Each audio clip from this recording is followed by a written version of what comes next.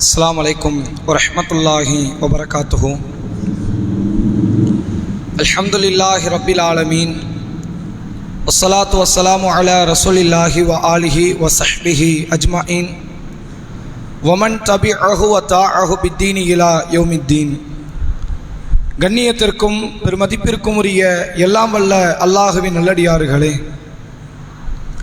அல்லாஹுடைய பேரருளால் ரமலான் மாதத்தினுடைய 20 நோன்புகளை நிறைவு செய்தவர்களாக மீதமுள்ள இரவுகளில் லைலத்துல் கத்ர் இரவாக இருப்பதற்கு சாத்தியப்படக்கூடிய 21ஆம் இரவில் நாம் அனைவரும் அல்லாஹுடைய மார்க்க செய்திகளை அறிந்து கொள்வதற்காக இந்த சபையிலே ஒன்று திரண்டிருக்கிறோம். கடந்த சில நாட்களாக அல்லாஹுவின் அழகிய படைப்பு மனிதன் என்கிற தலைப்பின் கீழ் மனிதனுடைய சில வித்தியாசமான குணாதிசயங்களை திருக்குர்ஆன் எவ்வாறு கையாள சொல்கிறது, அல்லாஹுடைய தூதர் அவர்களுடைய வழிமுறைகள் என்ன என்பதை சில தொடர்கள் மூலமாக அறிந்து கொண்டோம். ஏறத்தாழ இதுவரை இந்த தலைப்பில் 8 தொடர்களை நாம் நிறைவு செய்திருக்கிறோம்.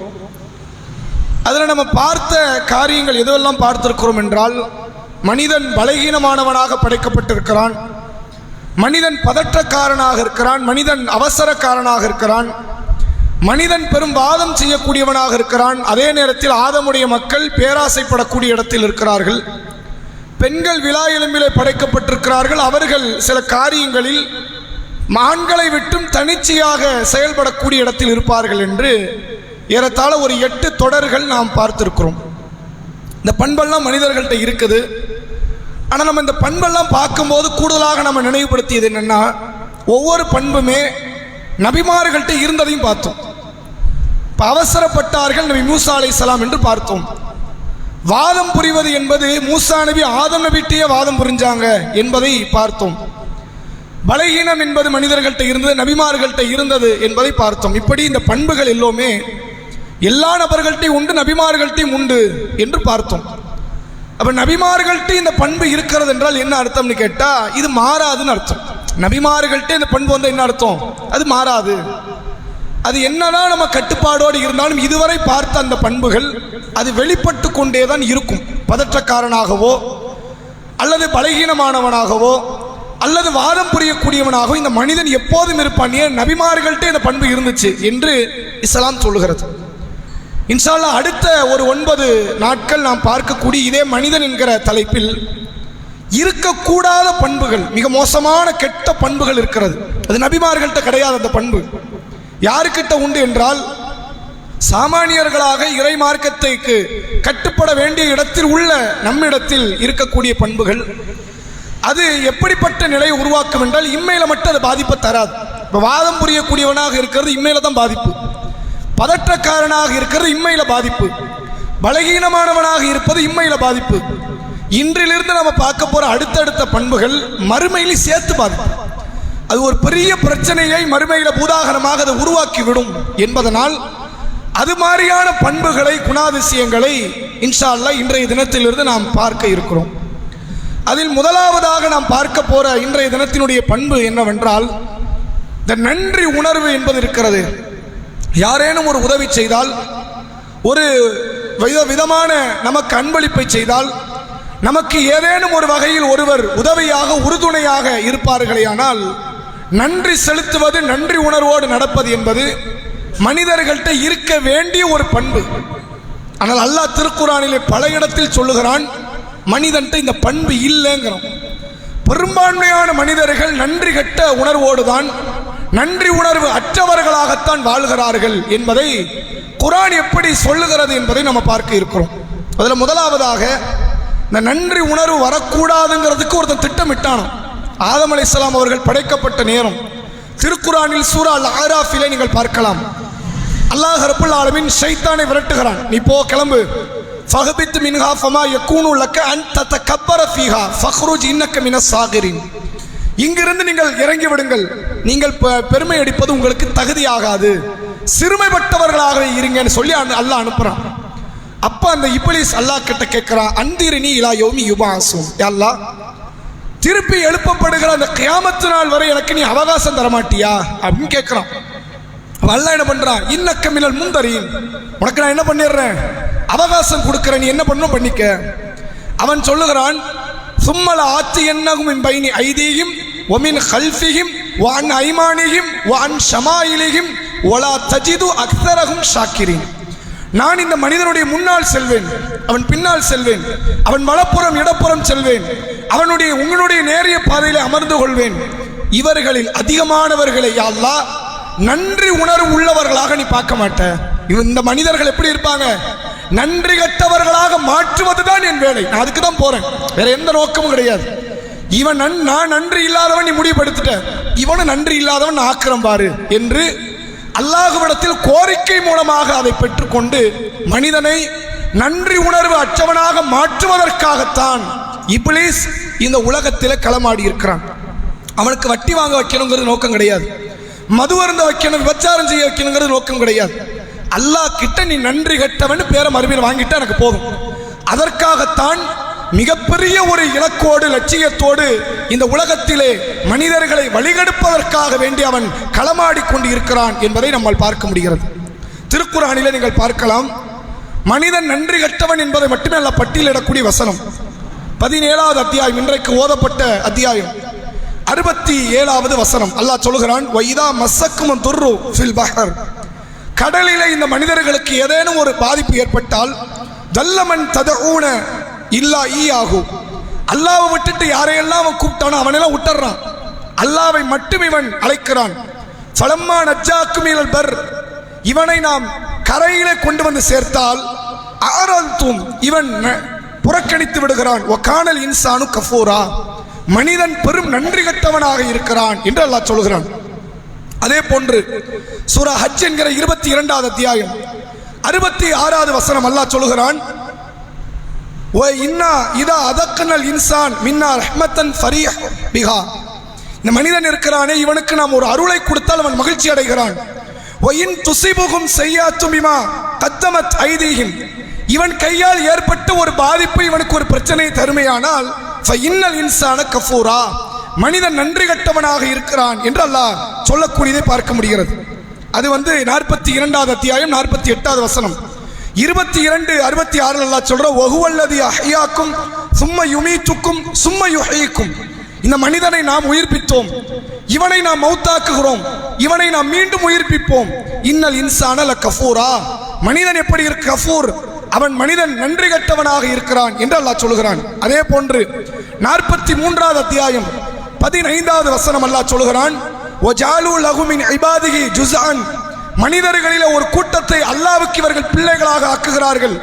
இன்னல் இன்சான லகஃபூரு முபீன், மனிதன் இருக்கிறானே தெளிவான நன்றி கட்டவனாக இருக்கிறான் என்று அல்லாஹ் பேசுகிறான்.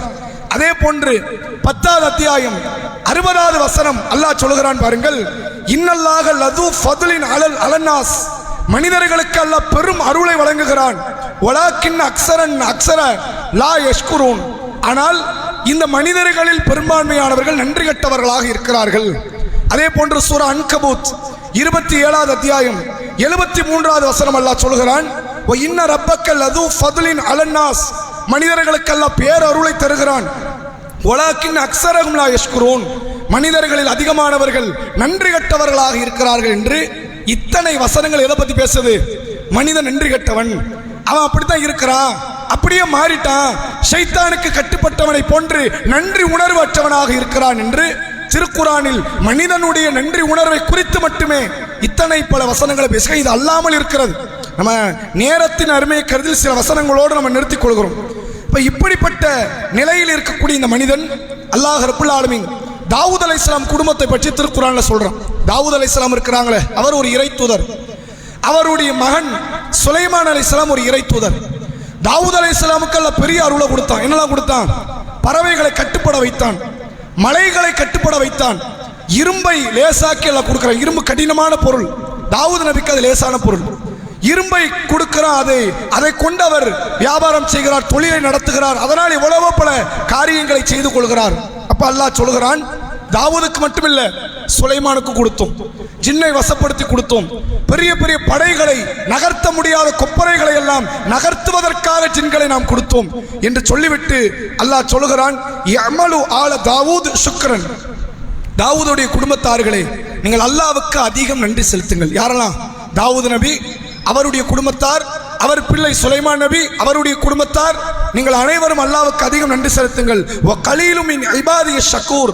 மனிதர்களில், என் அடியார்களில் அதிகமான நன்றி கெட்டவர்கள் தான் இருக்கிறார்களே ஒழிய நன்றி செலுத்தக்கூடியவர்கள் அடியார்களே இல்லை என்று அல்லாஹ் தாவூத் அலைஹிஸ்ஸலாமுடைய குடும்பத்தாருக்கு சொன்ன வார்த்தையை பார்க்க முடிகிறது.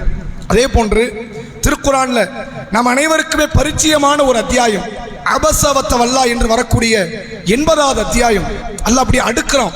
ஒரு மனுஷன் எப்படி நன்றி கெட்டவனா இருக்க முடியும், அதுக்கு என்ன சாத்தியமாகுது என்பதற்கு அல்லாஹ் அடுக்கிறான் பாருங்க.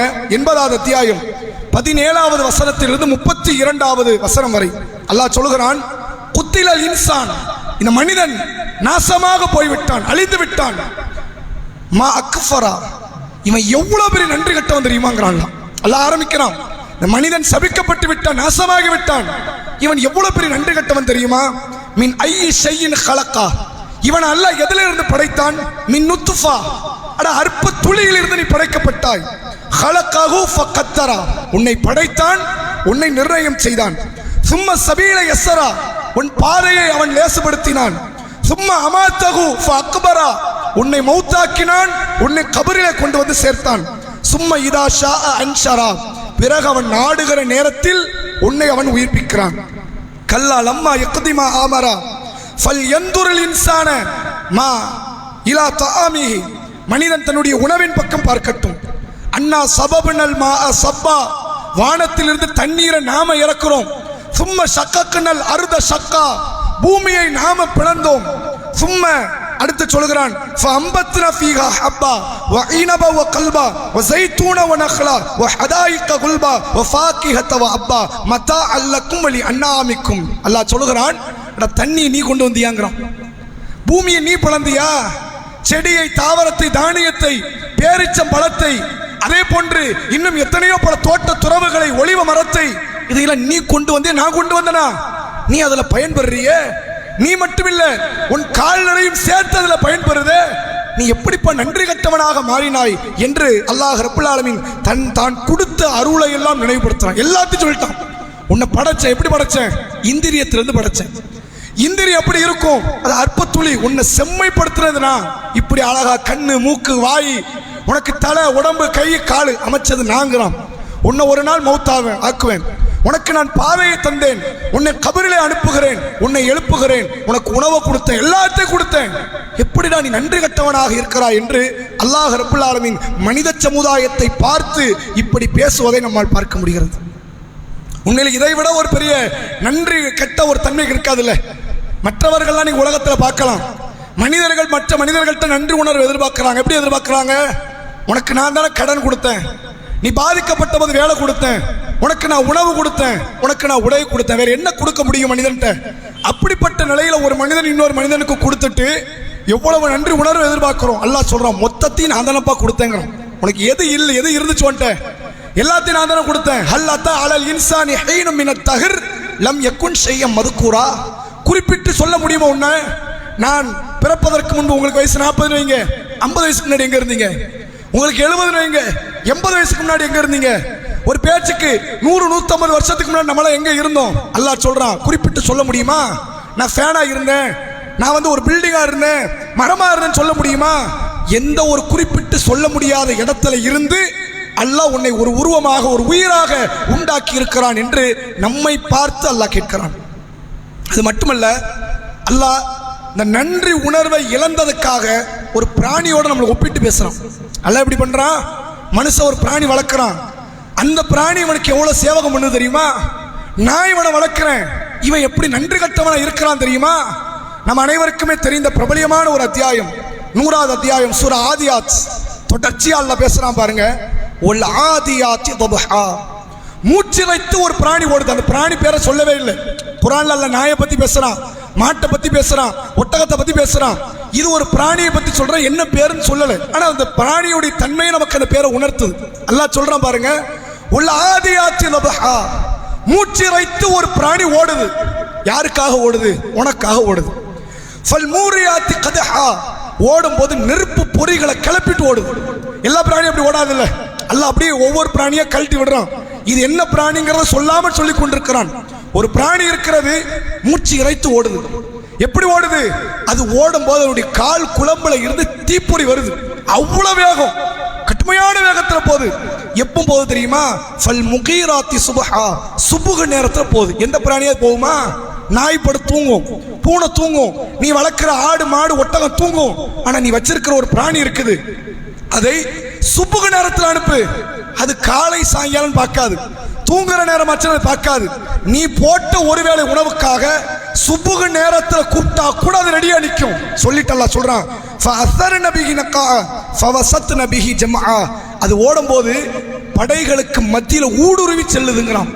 எதிரிகள்லாம் நிற்கிறான். கொஞ்சம் யோசிச்சு பாருங்க, ஒரு ஆடு படை வருது, ஒரு ஆடு கூட்டம். நீங்க கல்ல எடுத்துட்டு ஆடு சுதாரிச்சிடும், நம்ம அடிக்க போறான்னு ஓடிடும். ஆடா இருந்தாலும் நாயா இருந்தாலும் குரங்கா இருந்தாலும் கழுதையா இருந்தாலும் எந்த பிராணினாலும் ஓடிடும். ஆனா ஒரு சிங்கம் புலியாவே இருக்கட்டுமே, ஒரு பெரிய கட்டை கிட்டெல்லாம் தூக்கிட்டு ரெடியா நில்லுங்க, அது பயப்பட ஆரம்பிச்சிடும். அந்த பயம்தான் நம்மளை கடிக்க வரும். எல்லா பிராணியும் பயப்படும். எதிரிகள் மனிதர்கள் ஆயுதங்களை பார்த்தா பயப்படக்கூடிய பிராணிகளுக்கு மத்தியில நான் உனக்கு ஒரு பிராணி கொடுத்திருக்கிறேன், படையை பார்த்தா படைக்குள்ள போய் சண்டை போடும். எப்படி? அவன் அருவா வச்சிருப்பான், கத்தி வச்சிருப்பான், வேல்கம்பு வச்சிருப்பான், எல்லாத்தையும் வச்சிருப்பான். அது தெரிந்தும் அந்த படைக்கு மத்தியில ஓடும். என்ன பிராணி அது? குதிரைங்கிறோம். இந்த குதிரைன்னு பேரை சொல்லல, சொல்லாமல் இவ்வளவு பெரிய சரித்திரத்தை பேசுறான். அது மூச்சு இறைத்து ஓடும். எந்த பிராணியை அப்படி ஓடுமா? மூச்சு இலக்க இலக்க ஓடுமா? இது ஓடும். தீப்பொறி கிளப்ப ஓடுமா? இது ஓடும். சுபுகு நேரத்தில் போகும். இது மற்ற பிராணி போகுமா? இது போகும். வேற படைகளுக்கு மத்தியில் இது போகும், மற்ற பிராணி போகுமா? சொல்லிட்டல்லா சொல்றான், இன்னல் இன்சான் அலி ரப்பிஹி லகனூத், மனிதன் இருக்கிறானே தன் இறைவனுக்கு நன்றி கட்டவனாக இருக்கிறான். நீ என்ன கொடுத்தன்னு அது சாக ரெடியா இருக்குது. சொல்லு பாப்போங்க, நீ என்னப்பா கொடுத்த? குதிரைக்கு வீடு கொடுத்தியா? குதிரைக்கு அதுக்கு ஏதாவது என்ன பொருளாதாரத்தை சேர்த்து கொடுத்தியா? சொத்து கொடுத்தியா? குதிரைக்கு ஆயுள் காலத்தை கொடுத்தியா? என்ன கொடுத்த? குதிரைக்கு சாக ரெடியா இருக்கு உனக்காக. நான் உனக்கு என்னெல்லாம் கொடுத்தேன்? எல்லாத்தையும் கொடுத்தேன். நீ எப்படி இருக்கிற? நன்றி கட்டவனாக இருக்கிற. சொல்லிட்டல்லா சொல்றான், ஓ இன்னஹு அலா தாலிக்க லஷஹீத், அதற்கு அவனே சாட்சியாகவும் இருக்கிறான். அவன் நன்றி கட்டவன், வேற ஆளை சாட்சி கூப்பிட வேண்டாம், அவனே சொல்லுவான், ஆமா நான் நன்றி கட்டவன். கடவுள் தான் கண்ணை கொடுத்தாரு, காதை கொடுத்தாரு, வாயை கொடுத்தாரு, மூக்க கொடுத்தாருமா. கடவுள் தான் கல்வியை கொடுத்தாருமா. கடவுள் தான் எல்லாத்தையும் கொடுத்தாருமா. ஆனால் அந்த கடவுளுக்கு நன்றி கட்டவனாக அவன் வாழ்வதற்கு அவனே சாட்சியாகவும் இருக்கிறான் என்று திருக்குரான் பேசுகிறது. மனிதன்கிட்ட இருக்கக்கூடாத, ஆனால் எல்லா மனிதர்கள்ட்டும் கூடி இருக்கக்கூடிய ஒரு பண்பு என்றால் இந்த நன்றி கட்டத்தனம். யாருக்கு? மற்ற மனிதருக்கு எப்படி இருக்கிறோங்கிறத நம்ம நாளைக்கு பேசுவோம். குறிப்பாக யார்கிட்ட இருக்கிறோம்? படைச்சவனுக்கு இருக்கிறோம். அல்லாஹ்வுடைய திருக்குரான் நமக்கு பேசுகிறது பாருங்கள். சூரா நிசா 4வது அத்தியாயம் 147வது வசனம். அற்புதமான வார்த்தை. அல்லாஹ் சொல்கிறான், மா யஃபாலுல்லாஹு பி அதாபிக்கும் இன் ஷக்கர்தும் ஆமன்தும், நீ நன்றி செலுத்தி என்ன நம்பிக்கை கொண்டுட்ட, அதுக்கப்புறம் உன்னை ஏன்டா நான் தண்டிக்க போறேன்னு கேட்கறேன். புரியுதா உங்களுக்கு? நீங்க நன்றி செலுத்தியாச்சு, நீங்க என்ன ஈமான் கொண்டாச்சு, அதுக்கப்புறம் நான் உன்னை தண்டிப்பனா? உன்னை கொல்லுவனா? உன்னை நரகத்தில் போடுவனா? ஏன் உன்னை நான் தண்டிக்க போறேன்? நான் உன்னை தண்டிக்க மாட்டேன் என்று ஒரு மனிதன் இறை தண்டனையில் இருந்து என்றைக்கு பாதுகாக்கப்படுவான் தெரியுமா? அவன் நன்றி உணர்வோடு நடக்கும் போது மட்டும்தான் என்று திருக்குரான் சொல்கிறது.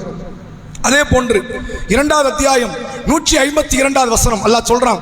பலமுறை குரான் தொழுகையில கேட்ட ஒரு வார்த்தை, ஃபதுக்குருனி அதுக்குருக்கும், என்னை நினைத்து பாருங்கள், உங்களை நான் நினைத்து பார்க்கிறேன். வஷ்குருலி வலா தக்ஃபுரூன், எனக்கு நன்றி செலுத்துங்கள், நன்றி கட்டவர்களாக நீங்கள் மாறிவிடாதீர்கள் என்று அல்லாஹ் ரப்புல் ஆலமீன் சொல்லக்கூடிய வார்த்தையை பார்க்க முடிகிறது. அதே போன்று அல்லாஹ்க்கு நன்றி கெட்டவர்களாக மாறுறோமே, இது இறை நேசத்தை விட்டு நம்ம தூரமாக்கிறோம். வேற எதுக்குமே அல்லாஹ் இவ்வளவு வெறுக்க மாட்டான். ஒரு மனிதன் பாவம் செஞ்சனால அல்லாஹ் வெறுத்தானா? கிடையாது. திருக்குரான் அல்லாஹ் அழைப்பு கொடுக்கிறான், யா இபாதி அல்லதீன அஸ்ரஃபு அலா அன்ஃபுஸிக்கும், பாவம் செய்த நடிகார்களே, லா தக்னத்து மின் ரஹ்மத்தில்லா, அல்லாஹ்வுடைய அருளிலே நீங்கள் நம்பிக்கை இழக்காதீர்கள்ங்கிறான். நீ மது அருந்திட்ட, வேற தீமை செஞ்சிட்ட, நான் உன்னை அரவணைக்கிறேங்கிறான். ஆனால் எப்ப இறை அரவணைப்பை விட்டு வெளியே போகும் தெரியுமா? நன்றி உணர்வு அற்ற போது. அல்லாஹ் திருக்குரானிலே 2வது அத்தியாயம் 276 சொல்கிறான், எம் ஹக்குல்லாஹு ரிபா வ யுர்பி சதகா, அல்லாஹ் வட்டியை அழிக்கிறான், தர்மத்தை வளர்க்கிறான். வல்லாஹு லா யுஹிப்பு குல்ல கஃபாரின் அஸீம். நன்றி கட்ட எந்த பாவியையும் அல்லாஹ் நேசிக்க மாட்டான். இறை நேசத்தை விட்டு தூரமாக்கிவிடும் இந்த நன்றி கட்டத்தனம். நம்ம எல்லாருடைய வாழ்க்கையிலும் இது இருக்கு. நம்ம சக மனிதனுக்கு நன்றி உணர்வோடு நடக்கிறோமா இல்லையாங்கிறது வேற கதை.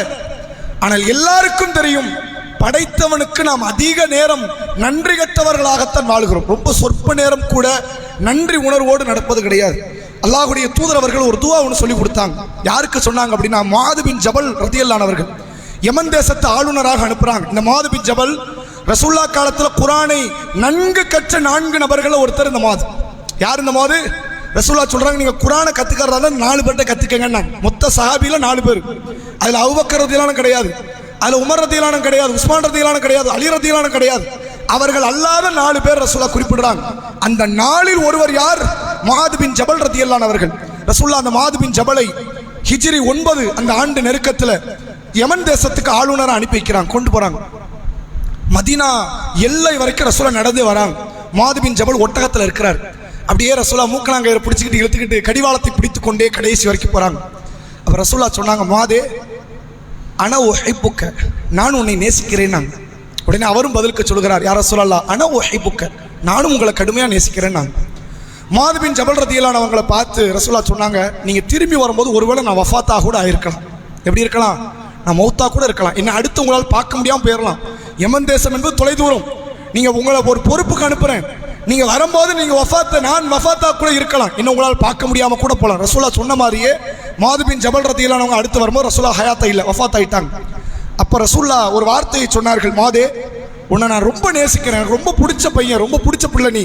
சொல்லிட்டு ரசூலுல்லாஹ் சொன்னாங்க, நான் உனக்கு ஒரு துஆவை சொல்லி தருகிறேன். ஃபலா ததஉ அன் தகூலு ஃபி குல்லி ஸலா, ஒவ்வொரு தொழுகைக்கு பின்னால் அது ஃபர்லு, சுன்னத்து, நஃபீலு, அது என்ன தொழுகையா இருக்கட்டும், எந்த தொழுகை தொழுதாலும் சரி, இந்த துஆவை கேட்காம மட்டும் விட்டுறாதன்னா. இந்த துஆவுன்னு ரசூலுல்லாஹ் சொல்லல. அதுக்கு முன்னாடி எவ்வளவு பீடிகை போடுறாங்க பாருங்க.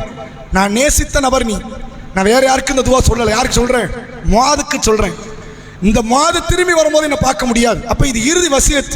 அது மட்டுமல்ல, இந்த முஆது நீ எந்த தொழுகைக்கு பிறகும் சரி இந்த துஆவை மட்டும் விட்டுறாத சொல்லிட்டு ரசூலுல்லாஹ் சொன்னாங்க, அல்லாஹும்ம இன்னி அலா திக்ரிக்க வ ஷுக்ரிக்க வ ஹுஸ்னி இபாதத்திக். யா அல்லாஹ், இன்னி எனக்கு நீ உதவி செய், அலா திக்ரிக்க உன்னை திக்ர் செய்வதற்கு, வ ஷுக்ரிக்க உனக்கு நன்றி செலுத்துவதற்கு, வ ஹுஸ்னி இபாதத்திக் அழகிய முறையில் உன்னை வழிபடுவதற்கு எனக்கு உதவி செய். அல்லாஹ்ட்ட அதிகமாக கேளுங்க. எப்போது முறையிடுங்கள். முறையிடுவதற்கு அல்லாஹ்வுக்கு நன்றி செலுத்த அல்லாஹ் தான் உதவி செய்யணும். வேற யாரும் உதவி பண்ண முடியாது. அவனுக்கு நன்றி உணர்வோடு நடக்கணுமே. எப்படி மாணவர்கள் நன்றி உணர்வோடு நடந்தார்கள்? இறை உதவி. எப்படி நபிமார்கள் நன்றி உணர்வோடு நடந்தார்கள்? இறை உதவி. எப்படி இப்லீஸ் நன்றி கட்டவனாக மாறினான்? அல்லாஹ் சொல்றான், அபா வஸ்தக்பர வ கான மினல் காஃபிரின். அவன் யார்? மறுத்தான், பெருமையடித்தான், நன்றி கட்டவர்களில் ஒருவனாக ஆகிவிட்டான். அவன் ஏன் நன்றி கட்டவன் ஆனா? அல்லாஹ் அவனை அப்படி ஆக்கிட்டான். இறைவனுடைய நாட்டம் தான் ஒரு அடியான் நன்றி உள்ளவனாக மாறுவதும் நன்றி கட்டவனாக மாறுவது என்பது இறைவனுடைய பொருத்தத்தில், அவனுடைய திருப்தியில் தான் இருக்கிறது என்று மார்க்கம் சொல்கிறது. ரசூலுல்லாஹ் சொல்றாங்க, இந்த துஆவை அல்லாஹ்ட்ட அதிகமாக கேளு. நம்ம நன்றி செலுத்துறது நம்ம கையிலே கிடையாது, அது அவன் கையில இருக்கு. தன்னை யார் வணங்கணும், தனக்கு யார் நன்றி செலுத்தணும், அவன் தான் முடிவெடுப்பான். நாம முடிவெடுக்க முடியாது. அல்லாஹ்விடத்தில் அதிகமாக இது குறித்து கேளுங்கள் என்று அல்லாஹ்வுடைய தூதர் அவர்கள் சொன்ன வார்த்தையை நம்ம பார்க்க முடியும். அது மட்டுமல்ல, இது எல்லாத்தையும் விட்டுருங்க. ரசூல் ஸல்லல்லாஹு அலைஹி வஸல்லம் அவர்கள் இது மாதிரி ரமலானுடைய காலம், ரமலான் அல்லாத காலம், இந்த இரவு தொழுகையில் அதிகமாக ஆர்வப்பட்டாங்க. அப்படிதானே? ஒரு நேரம் அல்லாஹ்வுடைய தூதர் அவர்கள் வீட்டுக்கு வராங்க. யாருடைய வீடு? ஆயிஷா ரலியல்லாஹு அன்ஹா வீடு. ரசூலுல்லாஹ் ஆயிஷா ரலியல்லாஹு அன்ஹா வீட்டுக்கு வந்தால் மட்டும்தான் அந்த வழிபாடு சார்ந்த காரியத்தை கொஞ்சம் அதிகமாக செய்வாங்க.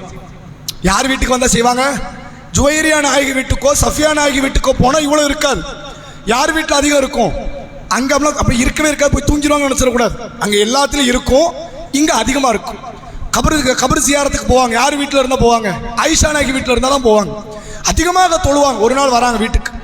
ஆயிஷா நாயகி நெருங்குறாங்க ரசூலுல்லாஹ். ஆயிஷாட்ட சொல்கிறாங்க, ஆயிஷாவை இன்னைக்கு ஒரு நாள் என்னை விட்டுருட்டாங்க. ஏற்கனவே 10ல் ஒரு நாள் தான் ஓடுது. அப்படி தானே?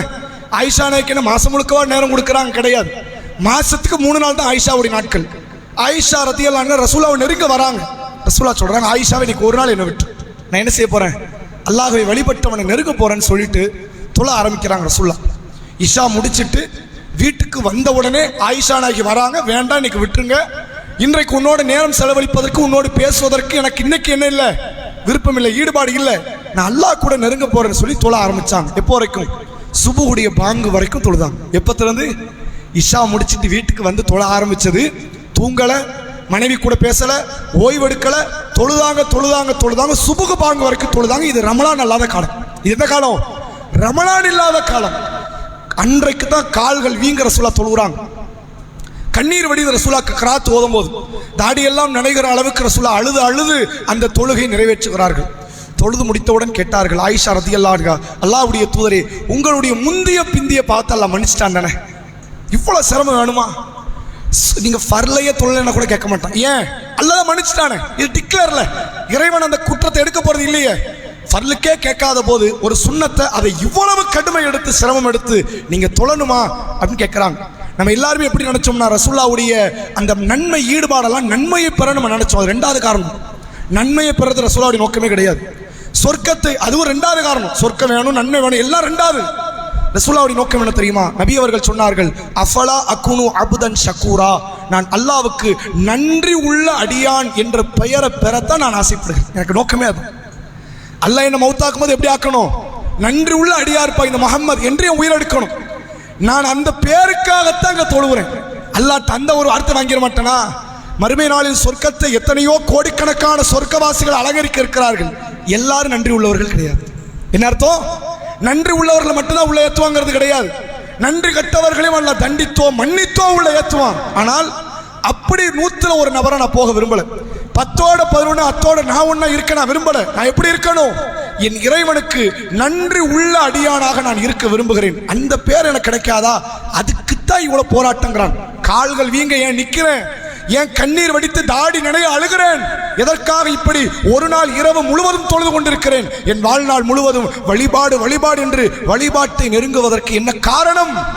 நன்மை இரண்டாவது நோக்கம், சொர்க்கம் இரண்டாவது நோக்கம். அல்லாஹ் கிட்ட என் பேர் எப்படி பொறிக்கப்பட வேண்டும்? இவர் நன்றி உள்ள அடியார்னு அல்லாஹ் சொல்லணும். அந்த பேருக்காகத்தான் இவ்வளவு பெரிய போராட்டம் என்றார்கள் அல்லாஹ்வுடைய தூதர். ஷைத்தானுடைய இலக்கு மனிதர்களை நன்றி கெட்டவர்களாக மாற்ற வேண்டும் என்பது. அல்லாஹ் தாவூத் நபிக்கு சொல்கிறான், தாவூத் நபியின் குடும்பத்தவர்களே, அல்லாஹ்க்கு அதிகமாக நன்றி செலுத்துங்கள், அடியார்களில் அல்லாஹ்வுக்கு நன்றி செலுத்துபவர்கள் குறைவுங்கிறான் அல்லாஹ்.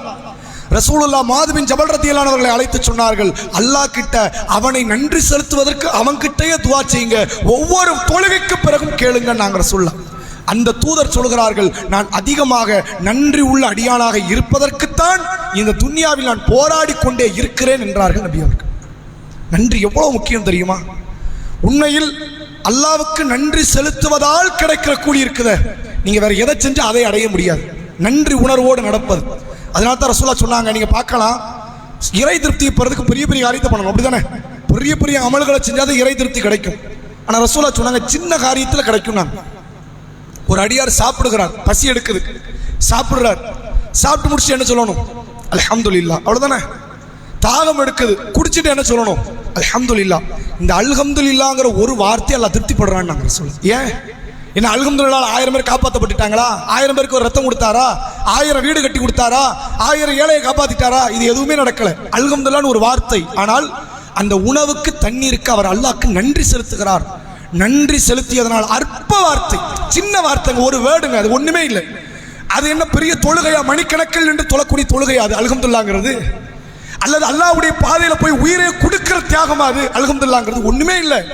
ஆனா ரசூலுல்லாஹ் சொன்னாங்க, சாப்பிட்டு முடிச்சிட்டு அல்ஹம்துலில்லாஹ்னு சொல்ற ஒரு வார்த்தை, குடித்து முடித்து விட்டு அல்ஹம்துலில்லாஹ் என்று சொல்கிற ஒரு வார்த்தை அல்லாஹ் திருப்தி கொள்கிறான். ஏன்? இது நன்றி செலுத்துற காரியம். நன்றி செலுத்துகிற காரியம் என்பதனால் இறை திருப்தியை இந்த ஒற்றை வார்த்தையில் அந்த அடியார் பெற்றுக் கொள்கிறார் என்று அல்லாஹ்வுடைய தூதர் அவர்கள் காட்டி தருகிறார்கள். ஆகையினால் இது புனிதமிக்க ரமலானுடைய பொழுது. ஏறத்தாழ இது லைலத்துல் கத்ர் இரவாக இருப்பதற்கு கூட ஒரு சாத்தியமிக்க ஒரு பொழுது. அல்லாஹ்வுக்கு நம் வாழ்நாள் முழுவதுமே நன்றி செலுத்தினால் கூட இறைவன் தந்த ஒற்றை அருள் கொடைக்கு கூட அது நிகர் ஆக்க முடியாது. அப்படிதான் மார்க்கம் சொல்லுது. நீ எவ்வளவு தொழுங்க, எவ்வளவு வழிபடுங்க, சொர்க்கத்தை உங்க அமலை கொண்டு வாங்க முடியாதுன்னு நாங்கள் சொல்ல. எதை கொண்டு வாங்க முடியாது? அல்லாஹ்ட்ட போய் பேரம்லாம் பேச முடியாது. அல்லாஹ், நான் ஒரு 80 வருஷம் தொழுதுட்டேன், 80 வருஷம் லைலத்துல் கத்ர் எடுத்தாச்சு, 80 வருஷம் ரமலான் எடுத்தாச்சு, 80 வருஷமா சும்மா தொழுதாச்சு, இவ்வளவு கொத்து கொத்தா நன்மை இருக்கு. ஜன்னத்து ஃபிர்தௌஸ் தா, ஜன்னத்து ஃபிர்தௌஸ்ல சொர்க்க வாசப்படியை கூட கேட்க தகுதி கிடையாதுங்கிறாங்க ரசூல். கேட்க முடியாது. எப்படி கேட்க முடியாது? இறைவன் தந்த அருளுக்கு நீங்கள் முழுமையாக நன்றி செலுத்தியவராக ஒருபோதும் ஆக முடியாது. அவனா எப்படி எடுக்கணும், தேர்வு செய்யணும்.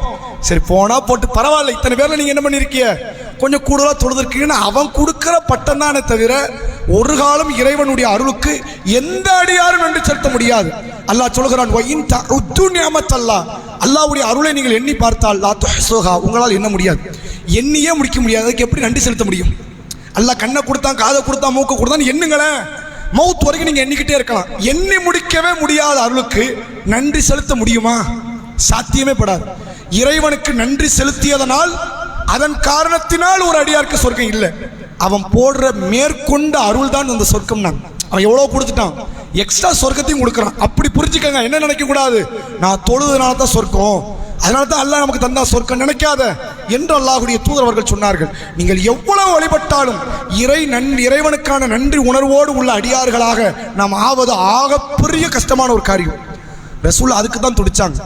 அல்லாஹ் ரப்புல் ஆலமீன் அதைத்தான் சொல்கிறான், நன்றி உணர்வோடு நடங்க, நன்றி விசுவாசத்தோடு நடங்க. குதிரை நடக்குது, உன் குதிரை நடக்குதா இல்லையா அல்லாஹ் கேட்கிறான். நான் உன்னை எங்க இருந்து படைச்சேன், அற்ப துளிடா நீங்கிறான். உன்னை எவ்வளவு பிரம்மாண்டமானவனை நான் ஆக்கியிருக்கிறேன், எனக்கு நீ நன்றி செலுத்த மாட்டியாங்கிறான். குத்திலல் இன்சான்கிறான், மனிதன் சபிக்கப்பட்டு விட்டான். மா அக்ஃபரா, இவன் எவ்வளவு பெரிய நன்றி கட்டவன் தெரியுமா என்று அல்லாஹ் கேட்கிறான். அப்படிப்பட்ட நிலையில் இருந்து நாம் முழுமையாக மாறாவிட்டாலும் நம்முடைய அன்றாட பொழுதுகளில், நம்முடைய வாழ்க்கையில் வழிபாடுகளை சில நேர பொழுதுகளில் நம்மோடு சேர்த்து இணைத்து வைப்பதுதான் நம்மை பெரும் நன்றி உள்ளவராக மாற்றாது, நன்றி உள்ளவர்களுக்கு நெருக்கத்துக்காக கொண்டு போய் சேர்ப்பதற்கு அந்த வழிபாடுகள் உதவியாக இருக்கும் என்பதை சொல்லி இந்த உரையை நிறைவு செய்கிறேன். இன்ஷா அல்லாஹ் நாளைய தினத்தில் மனிதர்கள் மற்ற மனிதர்களுக்கு நன்றி உணர்வோடு நடக்கிற காரியங்களை குறித்த செய்திகளை பார்ப்போம். சுப்ஹானக்கல்லாஹும்ம வபிஹம்திக அஷ்ஹது அல்லா இலாஹ இல்லா அன்த அஸ்தக்ஃபிருக வ அத்தூபு